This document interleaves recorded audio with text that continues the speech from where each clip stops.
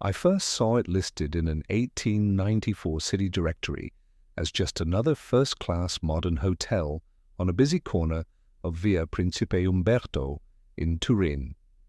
The photograph beside the entry showed a familiar facade, late 19th century stone, arched windows, polite ornamentation. I expected nothing more than another over-decorated Victorian box.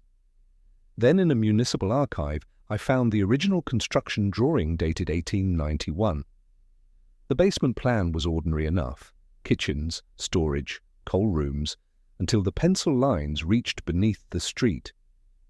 There, without comment, the architect had drawn a perfectly radial chamber with 8 feeder conduits and a central void labelled only with a single word: Vasca. On old maps of the region, the same street lay within a wash of shading that earlier cartographers had called Tartary, in the broad, imprecise way of their time. Some modern researchers would call that hidden room a Tartarian hydraulic node. Standing in front of the hotel today, the symmetry feels too exact, the stonework too fine for the construction story the file insists on telling. It should be an ordinary hotel. It does not feel ordinary. The hotel on Via Principe Umberto appeared in official records as a mid-scale Grand Continental hotel, with foundations laid in 1891 and opening celebrated in 1894. The architect of record was a provincial name who, according to everything I could find, never built anything comparable before or after. A single commission of this scale and precision, then complete professional silence. His other documented works were modest residential buildings in smaller towns, none approaching this level of complexity or refinement.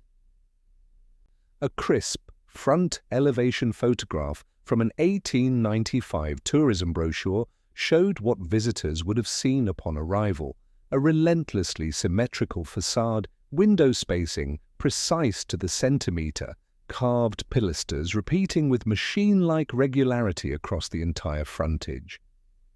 The stonework displayed a uniformity that suggested industrial precision rather than hand craftsmanship. A short notice in an engineering journal from that same year praised the hotel's efficient hydraulic services without elaboration, as if the reader would understand what made them noteworthy. At street level during my site visit, I measured a bay width and found it divided the entire frontage into an exact whole number with no remainder, unusual in a dense, historic street whose parcels were supposedly irregular.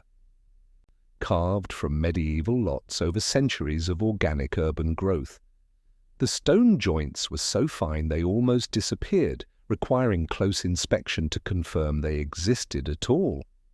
I ran my fingers along the mortar lines and found them consistent within fractions of a millimetre across the entire ground floor. From my desk later that evening, I compared the elevation photograph to compilations of Tartarian hotels circulated in online alternative history communities. The same overscaled arched entrances, the same recessed ground floor suggesting a much thicker wall than structural necessity would require, the same rhythmic repetition that felt closer to imperial palaces on old maps labelled Tartary than to a modest provincial hotel catering to commercial travellers. At the windows followed proportions I had seen repeated in structures from Budapest to Baku, all officially built within decades of each other, all sharing this uncanny geometric consistency. In the engineering journal article, buried among praise for the hotel's modern appointments, a single passing phrase mentioned unusual substructure works that had complicated the foundation process. The official plans in the public archive file did not show any unusual substructure. Whatever those works were, they had been omitted from the record that survived. When a building's public face displays this level of precision, I have learned to look for something messier concealed behind it. The symmetry itself becomes a kind of mask. In the municipal archive reading room, surrounded by the smell of old paper and the quiet shuffling of other researchers, I requested the original 1891 basement plan. The archivist brought it in a cardboard tube, the linen drawing still supple despite its age. The chamber was there, drawn beneath the pavement in confident pencil strokes, the circular vasca, 8 narrow channels radiating outward from the central circle like spokes of a wheel. Their dimensions matched neither sewers nor typical steam pipes for that era. Too large for domestic water supply, too precisely arranged for improvised drainage. The material notation in the architect's neat hand suggested brick lined with hydraulic cement, a waterproofing technique that implied the chamber was meant to hold or channel significant quantities of water under pressure. A later renovation plan from 1923 covered the same area of the basement, but the radial chamber was simply blank, no explanation, no notation indicating removal or infilling, just empty space on the drawing where detailed infrastructure had once been carefully documented.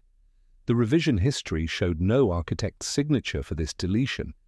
Someone had simply erased the chamber from the official architectural record, leaving no trace of what had been done to it or why. The key legend on the original 1891 blueprint listed no corresponding mechanical equipment for those 8 conduits. They extended outward from the central void toward different compass points, terminating at the property boundary or continuing beyond it into neighboring lots. The geometry was mathematically exact, 45 degrees of separation between each spoke. The angles measured with protractor precision. I checked the measurements repeatedly. The precision was absolute, far beyond what casual construction would produce. Alternative Tartarian researchers often highlight radial star layouts and buried circular chambers as remnants of an older hydraulic energy system they claim once spanned entire continents. The resemblance between their diagrams and this basement plan was uncomfortable. The drawing looked less like a hotel cellar designed for storage and kitchen work, and more like the speculative infrastructure maps in videos I had always dismissed as fringe fantasy. I requested any inspection records for that void, any documentation of maintenance or modification. The archivist frowned at her computer screen. No such chamber is recorded in current building plans. Perhaps it was never actually built. Sometimes architects drew features that were later value engineered out of the final construction. Yet the 1895 Engineering Journal had praised the hotel's hydraulic performance in specific terms. Someone had built something that worked impressively. The evidence of function contradicted the absence of documentation. Deep in a box of miscellaneous maintenance records from the mid-20th century, I found a single penciled note in the margin of a 1950s heating system log. Old lower vault sealed. No access necessary for new heating plant installation. No drawing accompanied this note. No photograph documented what had been sealed. Just that single line and then decades of archival silence. We tend to document the systems we understand, the infrastructure we know how to maintain and explain. The systems we do not understand, those we seal away and stop mentioning. The hotel's current facilities manager, a patient man in his 50s who had worked in the building for 2 decades, agreed to give me a tour of the basement levels. We descended a service stairway behind the reception desk, passing from the marble elegance of the lobby into the functional concrete world below. In the modern laundry room, I counted structural bays and compared them to a faded black and white staff photograph from the 1930s that I had found in the hotel's own archive. The photograph showed laundry workers, women in white aprons, their hair pinned up, standing amid massive washing equipment in a room that no longer appeared on any official basement plan. Behind them, clearly visible against the back wall, was a small steel door with heavy hinges and a substantial lock plate. The door was positioned exactly where one of the radial conduits on the 1891 plan would have terminated.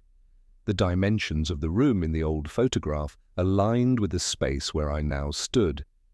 But the wall where that steel door had once been was now a seamless expanse of newer plaster and ceramic tile, painted institutional white, giving no indication that any opening had ever existed there.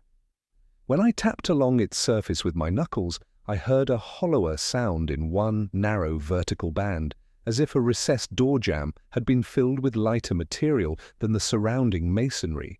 The acoustic signature of concealment. Online Tartarian forums are filled with such images, hotel basements with inexplicable bricked-up arches, star-shaped sub-levels removed from official plans, forgotten stairs leading down into darkness that current management cannot explain. I had scrolled past hundreds of such photographs with skeptical detachment. My own sealed doorway now felt less like an isolated architectural oddity and more like an entry in that same catalogue.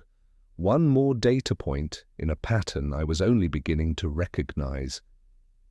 I asked the manager whether any old vault or underground space lay beyond that plastered wall. He shrugged with the resignation of someone who had answered similar questions before. There used to be some kind of cistern or water tank down there, according to the older staff members who trained me when I started. It was filled with concrete some time before I arrived, the 1970s maybe, or earlier. Nobody has any drawings. They're just stories passed down from one maintenance chief to the next. In a corner of the laundry room, half hidden behind a modern condensing boiler, I spotted something that stopped me mid-step. A rusted pipe approximately 4 inches in diameter, with a pressure dial still attached to its upper surface. The pipe emerged from the wall at waist height, ran horizontally for perhaps 18 inches, and then terminated in a crude cap that had been welded on decades ago. It was connected to nothing visible, no water supply, no heating system, no drainage. The dial face was marked in units I did not recognize, neither PSI nor bar, nor any metric I had encountered in modern engineering contexts. The building functions perfectly well without whatever system that pipe once served. The hotel operates, guests sleep comfortably. The laundry runs efficiently. That functional normalcy somehow makes the sealed door and the orphaned pipe more disturbing rather than less. Something was removed, and the removal was thorough enough that no one now remembers what it was. Back in my workspace that evening, surrounded by photocopies and printouts, I spread out the documentary layers of the hotel's history and the broader context of its location. City Council minutes from the early 1890s recorded the approval of hotel construction on the Via Principe Umberto site, with civic officials emphasizing the benefits for tourism and the provision of modern comforts for visitors arriving by the expanding railway network. The hotel was framed as a symbol of progress, of Turin's emergence as a commercial centre worthy of international attention. An earlier city plan from the 1830s showed no structure on the site, just private gardens belonging to an adjacent palazzo and a small decorative fountain fed by an underground spring. The fountain appeared on maps as late as 1850, then vanished from subsequent surveys without explanation. An 18th-century atlas plate, part of a comprehensive European geographical survey, shaded the wider Piedmont region and labelled it as lying at the western edge of Tartary, a term used in the overbroad, imprecise fashion of pre-modern cartography to indicate lands stretching east towards Central Asia. The shading was vague, the boundaries uncertain, but the label was unmistakable. In contemporary academic scholarship, Tartary is treated as a catch-all term that European map-makers applied to any territory they understood poorly, a cartographic placeholder rather than a meaningful political or cultural designation. In alternative Tartarian research circles, the same label is interpreted as evidence of a lost, technologically advanced civilization whose infrastructure still lies buried beneath modern cities. I did not adopt that conclusion, but it was impossible to ignore the cartographic correlation. The sites that attract the most intense Tartaria speculation tend to cluster in regions where that antique shading once appeared on maps. Official history gave me a clean construction timeline for the Turin Hotel. Planning approved in 1890, foundations laid in 1891, grand opening in 1894. A named architect, a documented purpose, a plausible commercial rationale. The physical evidence I had now gathered, sealed chambers, unusual substructure works mentioned but never depicted, hydraulic praise that no current documentation could explain, a radial geometry erased from later plans, eroded that narrative neatness. The clean story and the dirty evidence did not align. On the back of my photocopy of the 1895 Engineering Journal article about the hotel, I noticed an advertisement I had initially overlooked. A manufacturer of pumping equipment promoted systems adaptable to pre-existing wells and galleries. The phrase pre-existing carried substantial implicational weight. It assumed that construction sites might already contain underground water infrastructure, wells and galleries that predated the buildings being erected above them. I began to wonder whether this hotel had been built over something rather than constructed from nothing. Whether the unusual substructure works were not excavation but adaptation, the integration of a new building with infrastructure that was already there, waiting to be used or concealed. When I expanded my search to look for comparative examples, I found similar anomalies lurking beneath grand hotels across multiple continents, especially in cities that 19th century travelers and cartographers had associated with old Tartary or its borderlands. A red brick seaside hotel in Brighton, England, opened officially in 1864 and renovated heavily in the 1920s, provided the first comparison case. A set of detailed engravings published in an 1865 architectural journal showed a spectacular entrance lobby with soaring ceilings and, unusually for such promotional imagery, a cutaway view of the lower service levels. The boiler room depicted in that cutaway featured a vaulted brick ceiling that appeared far higher and far thicker than any utilitarian steam heating installation would require. The proportions suggested a cathedral crypt rather than a mechanical space. On a site tour arranged through a contact in the hotel's management, I noted that the current basement ceiling sat noticeably lower than the vault depicted in those 1865 engravings. The walls showed a curious double line of brickwork at a height of approximately 8 feet, a horizontal seam suggesting that a deeper level had been filled in and a new, lower floor cast above it. A series of disused cast-iron valves protruded from the walls at regular intervals, their original connecting pipes cleanly amputated and capped. Whatever system those valves had once controlled, it had been disconnected and abandoned without documentation. The vault geometry visible in the old engravings, a perfect semicircular arch, spanning an improbable 25 feet without any visible iron reinforcement or supporting columns, matched diagrams circulated in Tartarian research communities as examples of energy halls supposedly located beneath palaces and public baths across Europe. Alternative researchers argue that 19th century builders using conventional techniques could not have produced such unsupported masonry spans so casually without the steel reinforcement that became standard only in later decades. Mainstream architectural historians disagree, citing examples of Roman and medieval vaulting that achieved similar spans. But the specific mismatch between the 1865 drawing and the present basement reality remained unexplained by either interpretation. A fragment of a renovation report from 1928, preserved in the Brighton Municipal Archive, noted backfilling of original sub-basement voids, removal of obsolete hydraulic apparatus. No further description accompanied this notation, no inventory of what apparatus had been removed, no photographs of the voids before filling, no explanation of why the original builders had constructed voids that would become obsolete within decades. In a margin of that same report, someone had penciled a brief note, original source of hydraulic supply unknown, likely connected to early waterworks predating hotel construction. Likely, not confirmed. Not explained. The hedge word revealed the limits of what the 1928 engineers had been able, or willing, to determine. Every time the phrase original purpose unknown appears in an archival file, part of the building's story has been quietly cut away.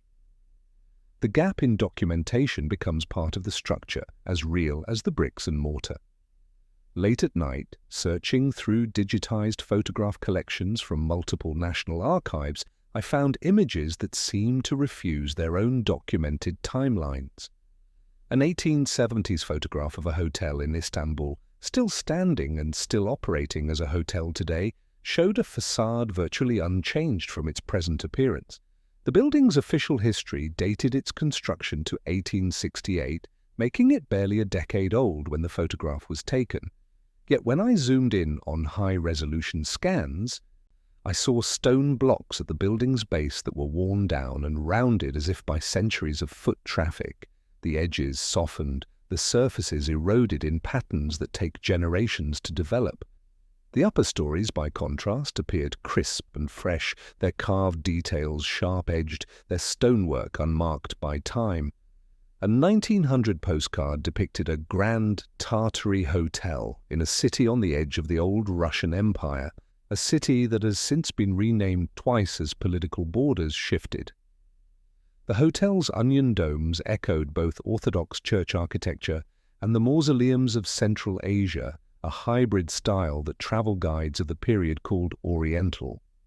The postcard's caption identified the building as newly constructed. But the massive blocks forming its foundation showed the same weathering patterns I had observed in Istanbul. Erosion inconsistent with the documented age. In Tartarian interpretations of such photographs, this visual dissonance is treated as standard evidence. The lower, more massive portions of buildings are labelled as original Tartarian construction, while the upper stories, crisper, lighter, more decorative, represent Victorian or Belle Époque additions grafted onto ancient shells. The grand hotels of the late 19th century become, in this reading, hybrid organisms, new hospitality functions layered over repurposed infrastructure built by a vanished civilization. I compared these images to the official histories of both hotels, which described them as entirely new constructions erected on previously empty urban lots. The mismatch between documented stoneware and recorded building age made those official assertions difficult to accept at face value. Stone does not lie about its exposure to weather, to footsteps, to the slow erosion of centuries. A building cannot be simultaneously 10 years old and visibly ancient. In the archived business ledger of one of these hotels, an early manager had recorded chronic maintenance problems with ancient drains beneath the north wing. Drains that caused repeated flooding during heavy rains and resisted all attempts at repair. The entry was dated 1882, 14 years after the hotel's official construction. The manager's language assumed the drains were ancient, predating the hotel by an unspecified but significant period. But according to the official record, no drains should have existed on the site before the hotel was built. The camera records what the caption writers cannot afford to acknowledge. The photograph preserves evidence that contradicts the documentation filed alongside it. In a National Engineering Archive in St. Petersburg, I reviewed original construction plans for a grand hotel completed in the 1870s, one of several such establishments that transformed the city's hospitality landscape during that decade of rapid expansion. A roll of linen drawings carefully preserved in acid-free tissue was labelled Service Levels and Hydraulic Plant. The date stamped on the title block predated the hotel's official opening by 2 full years. More significantly, the title block listed a different name for the complex entirely, not a hotel, but Central Baths. The plan showed large vaulted chambers arranged around pools and water channels, with sophisticated systems for heating, filtering, and circulating water. Infrastructure more appropriate to a thermal bath complex or a municipal pumping station than to a hotel's basement. Later, overdrawn lines, added in different ink at a subsequent date, inserted partition walls and kitchen equipment into these same vaulted spaces. The original brick chambers remained, but their function had been transformed. Pools became storage rooms, channels became corridors. The hydraulic plant was disconnected and its components removed. The original construction, the vaults, the water channels, the circulation systems, was massively over-engineered for the hotel functions that replaced it. Walls 3 feet thick where 18 inches would suffice, foundations extending 15 feet below grade where 8 would serve. Waterproofing applied to surfaces that would never again contact water. Alternative Tartarian researchers often claim that many 19th century hotels were originally grand bath complexes or energy distribution centers, later relabeled and repurposed, after some unspecified catastrophe disrupted their original function. Here, the archival paperwork itself seemed to hint at exactly such a rebranding, older water-focused infrastructure receiving a new commercial hospitality skin. The building's transformation from central baths to hotel had been documented. But the documentation raised more questions than it answered. When had the baths operated? Who had built them? Why had they been abandoned? Early maps of the city block showed no hotel on the site before the 1870s, only a generic marking labelled public building with no specified function. Walking the hotel's current corridors during a subsequent visit, I counted my steps and compared them to the vault spans depicted on the original drawings. The proportions matched. Above my head, guest rooms where travellers slept. Below my feet, a buried geometry that belonged to an entirely different type of building, a geometry that the current operation had inherited but could not explain. A marginal note in a renovation document from 1923, underfloor channels encountered during kitchen expansion, filled with construction rubble, origin unclear. The pattern repeated. Across continents, across decades, the same bureaucratic notation, origin unclear, purpose unknown, function undetermined. When a building plan must be overwritten rather than simply amended, when new functions are layered over old infrastructure rather than replacing it, something more significant than renovation has occurred, something more like inheritance or concealment. My research notebook was now crowded with examples from across Europe, Russia, and the Near East. Pins on my wall map marked locations I had visited or studied remotely. A pattern was emerging, not proof of any particular theory, but a consistency of anomaly that demanded acknowledgement.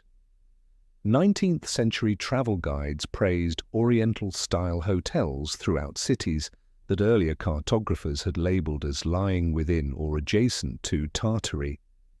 These guides emphasized exotic architectural features, onion domes, horseshoe arches, geometric tile work as selling points for adventurous travelers seeking the romance of the East without its discomforts. A 20th century architectural historian, writing in the 1950s, dismissed these same guidebook descriptions as exoticizing exaggerations, suggesting that Victorian hoteliers had simply applied decorative Oriental motifs to otherwise conventional European buildings. Modern Tartarian discourse has seized on these hotels, labeling them Tartarian hostelries or post-cataclysm repurposed infrastructure. The claims go far beyond what documentary evidence can support. They posit a unified global civilization, a catastrophic collapse, a systematic cover-up extending across centuries and continents. Yet the claims are not fabricated from nothing. The same architectural signatures recur in building after building. City after city, oversized entrance arches scaled for traffic larger than pedestrians and horse carriages, domed ceilings in basement spaces that no utilitarian function would require, buried vaults with geometries matching no documented building type, circular chambers with radial conduits leading to unknown destinations. I remained agnostic about lost empires and hidden histories, but I found myself increasingly convinced that many of these grand hotels stand on older bones, that their foundations incorporate or conceal infrastructure predating their official construction dates. Official architectural narratives explain the stylistic similarities as eclectic historicism, a fashionable tendency to borrow decorative elements from various historical periods, but fashion does not determine foundation depths. Taste does not dictate wall thicknesses. Decorative preference does not explain why a hotel basement would contain pressure chambers connected to conduits extending beyond the property line. Structure obeys the physics of loads and materials, not the whims of aesthetic fashion.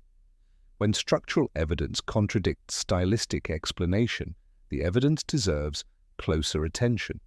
On an old insurance survey map prepared for one of the hotels I had studied, the only coloured shading on the entire city block marked a zone labelled subterranean works, type unknown.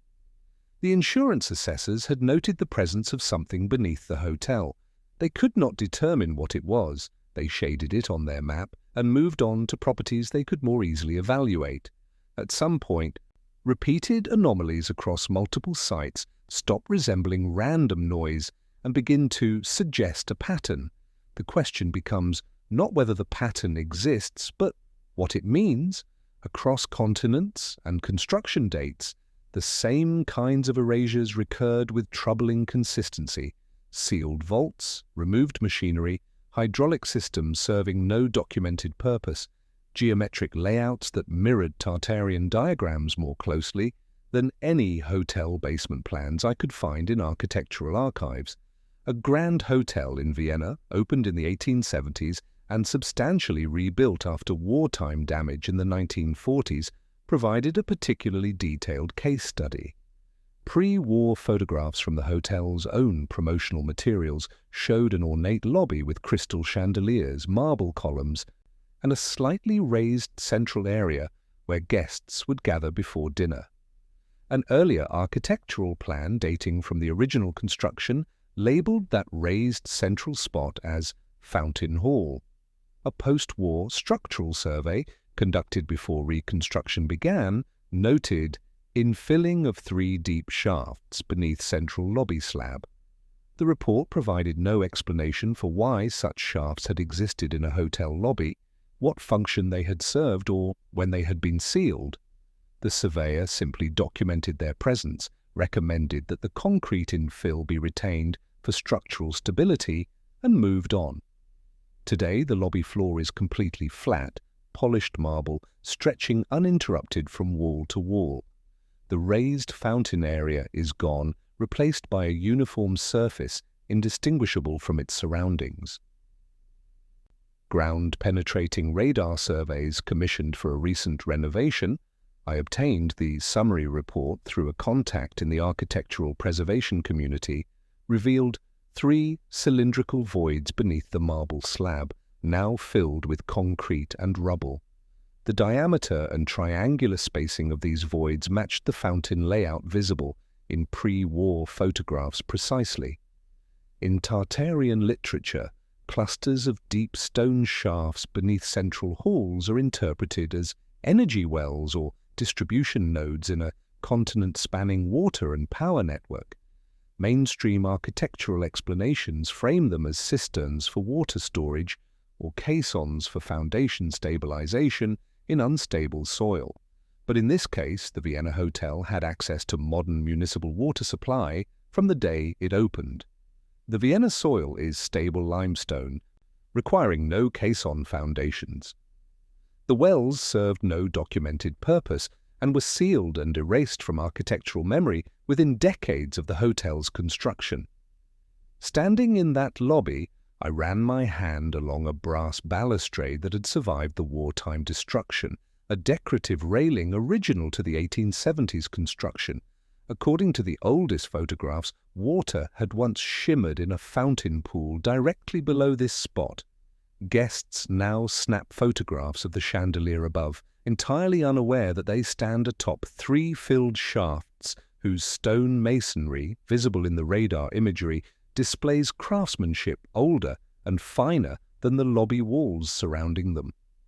An 1890 maintenance log mentioned unusual resonance when walking across the central hall, a hollow, almost musical quality to footsteps that several guests had commented upon with curiosity. That resonance vanished from all subsequent accounts, silenced after the shafts were filled with rubble and concrete during a renovation whose date no surviving document records. Every filled shaft represents a choice. It is easier to pour concrete than to explain a system inherited from unknown builders. Easier to silence resonance than to answer questions about what lies beneath. A horseshoe-shaped hotel in Prague, recorded as completed in 1888, drew my attention next. The building wrapped around a central courtyard in a configuration that initially seemed purely decorative, a pleasant outdoor space for guests to enjoy coffee and conversation.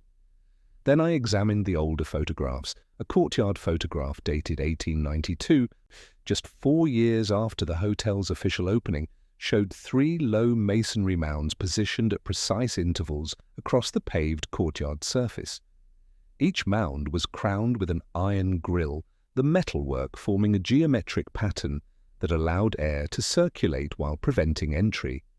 The mounds were absent from all present-day photographs of the same courtyard, replaced by smooth flagstones and decorative planters filled with seasonal flowers. An engineering note from the original construction file, preserved in the Prague Municipal Archive, described these features only as pressure chambers. No further specification of their function accompanied this label. No system diagrams showed what they connected to. No maintenance schedule indicated how they were to be serviced. Today, the courtyard paving bears faint circular outlines in 3 locations, visible only in certain raking light after rainfall darkens the stone. A crack in one flagstone revealed a brick curvature descending below, the top of a dome extending into darkness.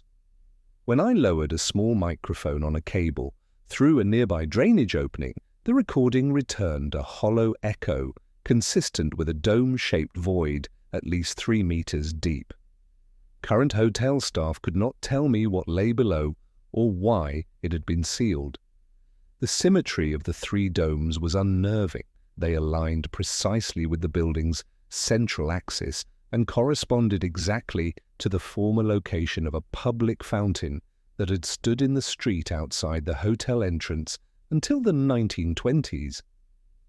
Such trilateral alignment, courtyard features mirroring street infrastructure, appears commonly in Tartarian interpretations of urban planning. It appears rarely in documented Victorian hotel design, which typically treated courtyards as isolated amenity spaces rather than nodes in larger municipal systems. A newspaper critic reviewing the hotel upon its 1888 opening wrote of the property as plugged into the hidden veins of the old city.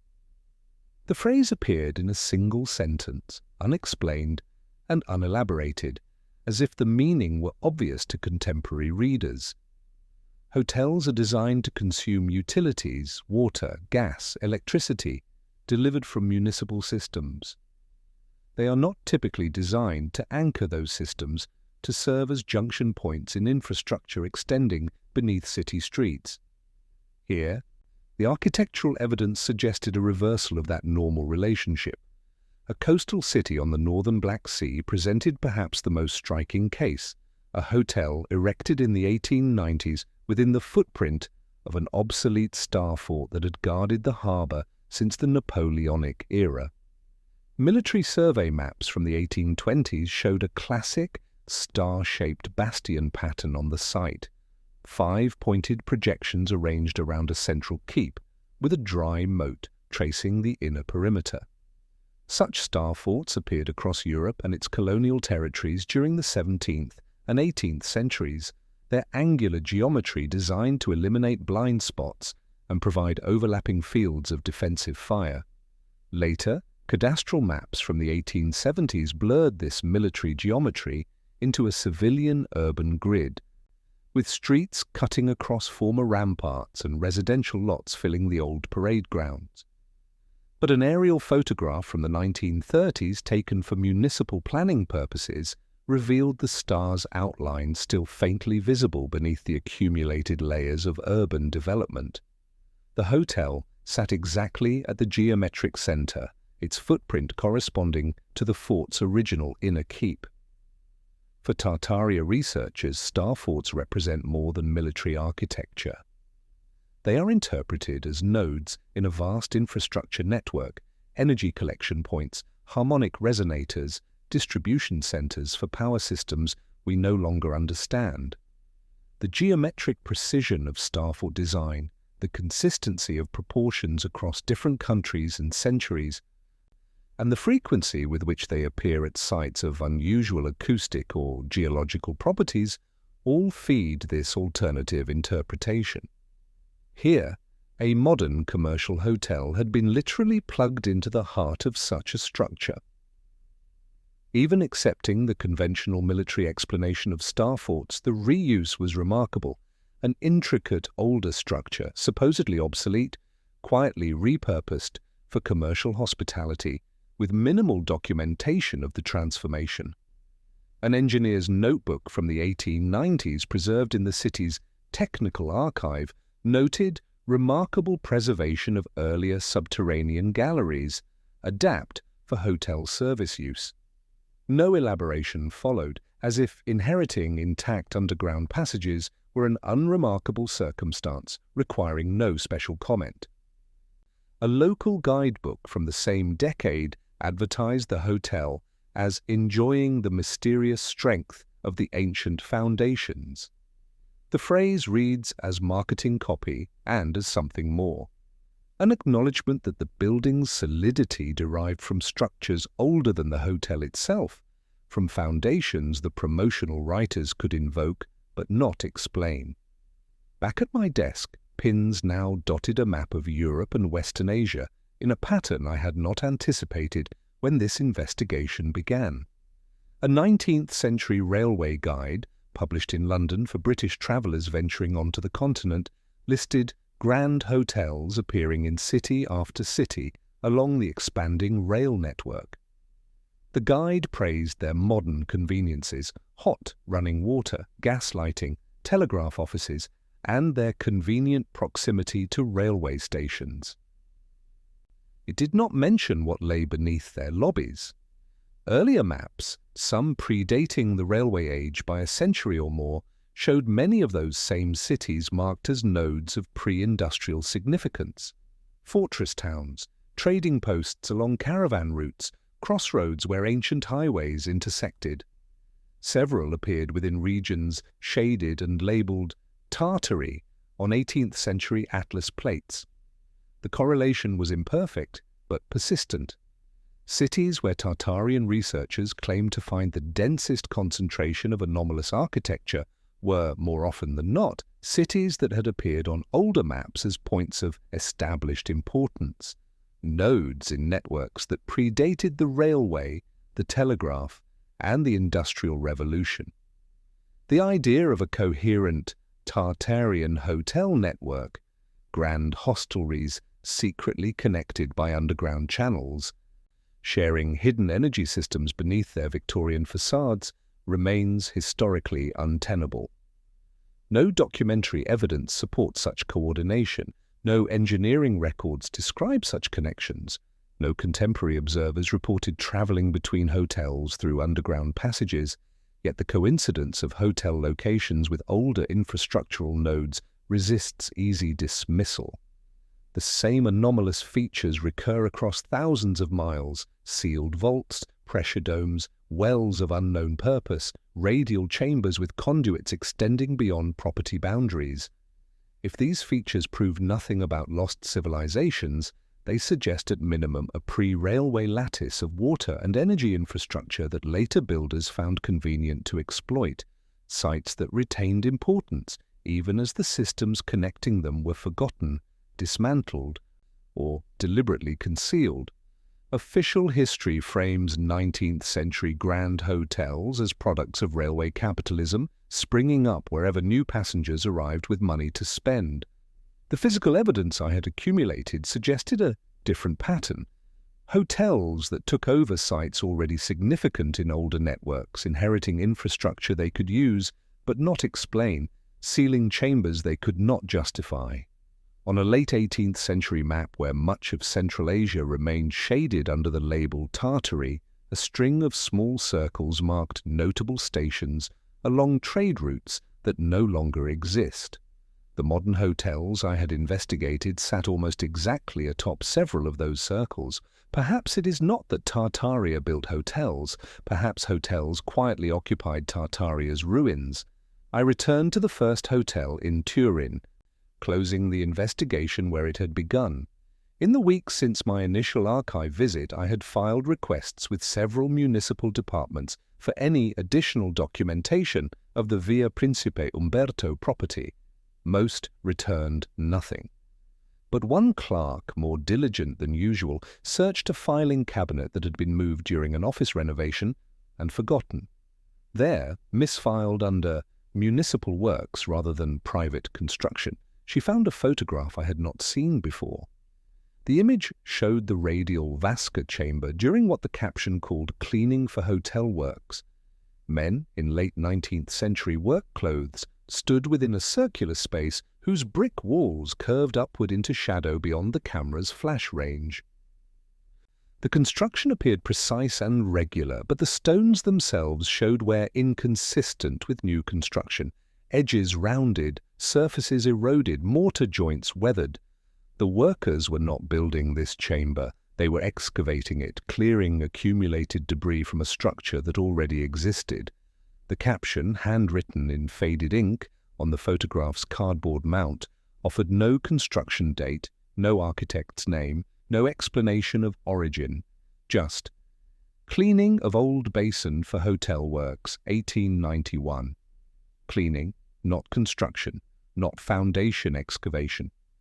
The language assumed the basin was old, older than the hotel being built above it. Walking through the lobby that afternoon, I knew that directly beneath the polished marble lay that basin, now filled with concrete, its 8 conduits plugged and forgotten.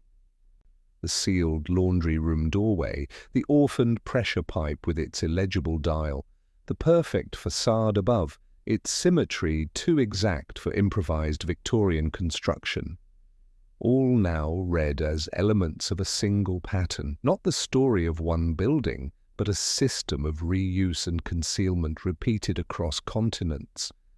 The hotels are not the origin of this infrastructure. They are its camouflage, commercial surfaces stretched over foundations that belong to something older, something the 19th century found easier to exploit than to explain. I am left with questions rather than conclusions.